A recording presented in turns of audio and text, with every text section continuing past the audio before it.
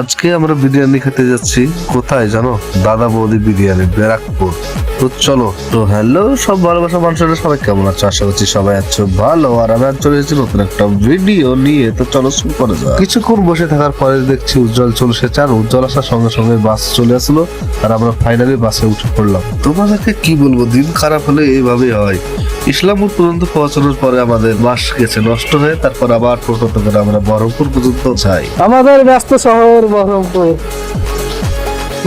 Finally এই হচ্ছে আমাদের ব্যস্ত শহরের ব্যস্ত বাস স্ট্যান্ড বহরমপুর।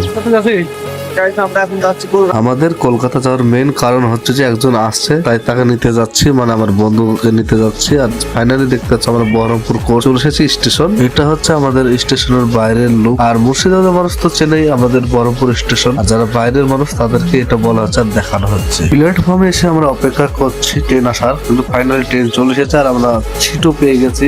খুব ভালো কথা, কিন্তু বন্ধু আমার একদিকে, আমি একদিকে, এটাই হচ্ছে কষ্টের বিষয়। আমরা হচ্ছে বাঙালি, আমরা যদি চা না খাই তো মনে একটা শান্তি বা তৃপ্তি আসে না, তাই চা না খেলে হয়। কিছুক্ষণ অপেক্ষা করার পর ফাইনালি একসাথে সিট পেলাম। ফাইনালি রানু মন্ডলের রানাঘাট আমরা পৌঁছে গেছি, দেখতে পাচ্ছ। তো সরি আমার ভালোবাসার মানুষেরা, কালকে ফাইনালি তোমাদেরকে দাদা বৌদি বিরিয়ানির ভিডিওটা দিয়ে দেবো, কারণ লং হচ্ছিল ভিডিওটা, তাই দেওয়া হয়নি।